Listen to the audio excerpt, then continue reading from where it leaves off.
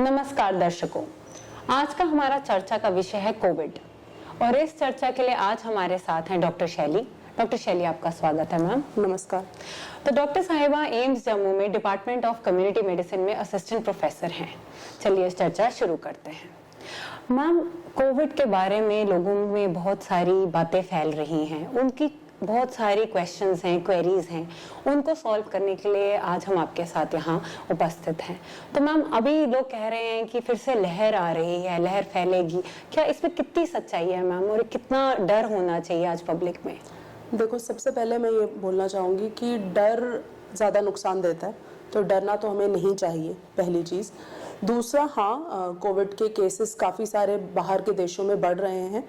China में शायद हम सब लोग न्यूज़ देखते हैं तो न्यूज़ में बहुत सारी इन्फॉर्मेशन ऐसी होती है कि बताया जा रहा है कि चाइना में बहुत सारे केसेस आ रहे हैं, वहाँ पे थोड़ा सा मुश्किल हो रहा है उसको कंट्रोल करना। वैसे ही बाहर के और देश, फ्रांस, जापान, इन सब जगहों पे भी केसेस बढ़ रहे हैं। इस सब से बस यही सीख हम ले सकते हैं कि हम इस मामले में सतर्क रहें थोड़ा, और सतर्क के तौर पर अभी तक हम जो प्रिकॉशंस, जो चीज़ें अभी तक करते आए हैं वही सब करते रहें, जिसके बारे में मैं आपको थोड़ा बताती हूँ। जैसे अगर आप, जो हम पहले आपको बता रहे थे कि जब भी आप किसी भीड़ भाड़ के इलाके में जाएं तो मास्क पहन कर रखें, मास्क पहन के जाएं।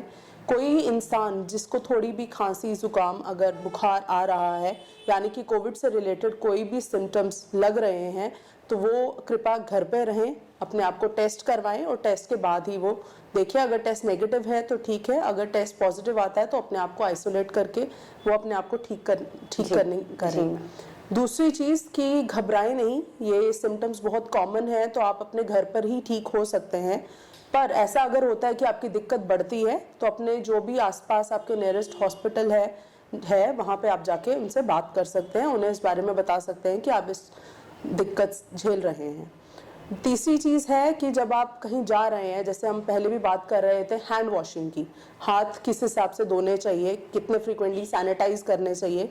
तो किसी भी इलाके में किसी से हाथ मिला रहे हैं, कहीं जा रहे हैं, तो अपने हाथों को सही तरीके से सैनिटाइज करें, उसे धोएं। सैनिटाइज करने अभी तक आप सबने काफ़ी बार इस बारे में सुना होगा, पर मैं एक बार दोबारा आपको इस बारे में बता देती हूँ कि बहुत आसान तरीका है जिससे आप याद रख सकते हैं कि क्या स्टेप्स आपको यूज़ करने हैं। उसको याद रखने का तरीका है कि आपको ये याद रखना है शब्द सुमन के करके। सुमन से हमारा मतलब है कि आप सीधे हाथों को धोइए। यू से आता है कि आप उल्टा उनको हाथों को कीजिए। म से आता है मध्यम, इस तरीके से अपने हाथों को कीजिए। अ से आता है अंगूठा, जो आपका ये है, अंगूठे को इस हिसाब से आप साफ करेंगे। न से आते हैं आपके नाखून, जिनको आप इस हिसाब से साफ करेंगे, और अंत में आती है आपकी कलाई, जो आप इस हिसाब से साफ करेंगे। और उसके बाद अपने हाथों को, जो आपने साबुन से अब साफ किए हैं, उनको धो लीजिए। और यही सबसे आसान तरीका है सुमन के करके, जिससे अपने हाथ को आप सैनिटाइज कर सकते हैं या फिर अपने हाथों को धोने के बाद साफ रख सकते हैं।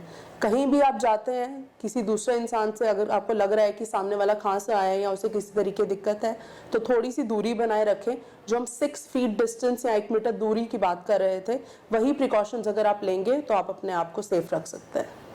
मैम, वैक्सीनेशंस की बात चल रही है, अभी फिर से दौर आ गया है कि वैक्सीन लगवानी है। भारत में इस टाइम कौन कौन सी वैक्सीन उपलब्ध है मैम?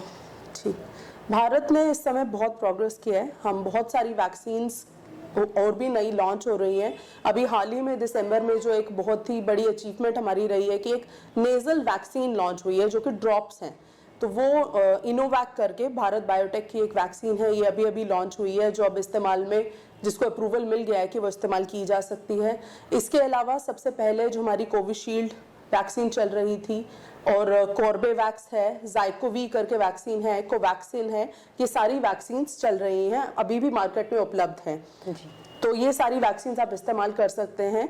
इन वैक्सीन्स का वही तरीका है जो अभी तक हम यूज़ कर रहे हैं। जैसे कोविशील्ड है, 12 से 14 हफ्तों के अंतराल पे आप यूज़ करते हैं, और बाकी सारी वैक्सीन्स 4 हफ्तों के अंतराल पे 2 डोजेज आपने लेनी है। इसी तरीके से वैक्सीन बच्चों में भी दी जा सकती है। बच्चों में जो वैक्सीन है वो ज़ाइकोवी और कॉर्बेवैक्स करके हम 12 साल से ऊपर के बच्चों में ये वैक्सीन दे रहे हैं।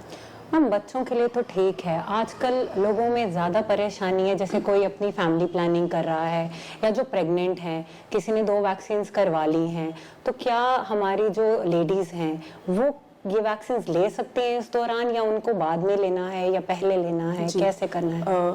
हाँ, एक क्योंकि अभी आपने ये सवाल किया, तो ऐसा मैंने देखा है कि सोशल मीडिया पे जब वैक्सीन लॉन्च हुई तो बहुत सारी ऐसी इन्फॉर्मेशन चल रही थी कि प्रेग्नेंट लेडीज को वैक्सीन नहीं लेनी चाहिए, या फिर ये वैक्सीन लेने के बाद जो लेडीज है उनके प्रेग्नेंट होने की क्षमता कम हो जाती है। तो ये सरासर सिर्फ कहने की बात है, ये बिल्कुल गलत है। ऐसे कोई साइड इफेक्ट वैक्सीन से नहीं देखे गए हैं, इसलिए आप वैक्सीन आराम से ले सकते हैं। प्रेग्नेंट वुमेन को थोड़े कॉशियस होकर वैक्सीन लेनी होती है, वो अपने डॉक्टर जो भी गायनेकोलॉजिस्ट जिनको आप दिखा रहे हैं उनसे बात करके आप ये वैक्सीन आराम से ले सकते हैं। वैक्सीन बिल्कुल सेफ है और ली जा सकती है आराम से। मैम जैसे आपने बताया हमने सबने पिछले साल कोविशील्ड लगवाई, कोवैक्सीन लगवाई। अब कुछ लोगों के मन में ये बात होती है जैसे हम वैक्सीनेशन करवाने जाते हैं तो 2 डोज तो कोविशील्ड के लग गए हैं, क्या तीसरा डोज वो कोवैक्सीन का लगा सकते हैं, या कोवैक्सीन लगी है तो कोविशील्ड लगा सकते हैं? ऐसा इसमें कुछ मैम आप लाइट डालें। हाँ, देखिए मैं ये कहना चाहूंगी कि हम में से जो लोग जिन्होंने अभी कोई वैक्सीन नहीं लगवाई है या 1 डोज ली है, वो जो वैक्सीन आपने लगवाई पहली बार उसी का सेकंड डोज लें। तो जब हम 2 डोजेस की बात करें, वो 2 डोजेस आपकी सेम वैक्सीन के होने चाहिए। लेकिन जो प्रिकॉशनरी डोज है, जो अब हम बोल रहे हैं कि आप में से जिन्होंने नहीं भी ली है वो सब भी जाके लें, प्रिकॉशनरी डोज आप किसी भी वैक्सीन का ले सकते हैं। अभी जो नेजल वैक्सीन लॉन्च हुई है आप उसका भी जाके प्रिकॉशनरी डोज ले सकते हैं। लेकिन जो 2 डोजेस हैं, जो फर्स्ट 2 डोजेस हैं, वो आपकी सेम वैक्सीन के होने चाहिए। यानी कि अगर पहला आपने कोविशील्ड लगवाया है तो दूसरा भी कोविशील्ड ही लगवाएं, और अगर पहला आपने कोवैक्सीन लगवाया है तो दूसरा भी कोवैक्सीन लगवाएं। लेकिन जो प्रिकॉशनरी डोज है वो आप कोई भी ले सकते हैं। आपके इसी माध्यम से मैं ये भी कहना चाहूंगी कि क्योंकि ये दोबारा से अब फैल रही है बीमारी, तो हम में से वो लोग, आप सब लोग जिन्होंने प्रिकॉशनरी डोजेस नहीं लगवाई हैं या वैक्सीन नहीं लगवाई है, जाएं और वैक्सीन लें, क्योंकि वैक्सीन ही हम सबको इससे बचा सकता है। और हमारे देश में जो अभी सुधार कोविड को लेकर हुआ है वो कहीं ना कहीं वैक्सीन की वजह से ही है। Thank you so much doctor शैली, आपकी इस इम्पोर्टेंट इंफॉर्मेशन के लिए। Thank you so much.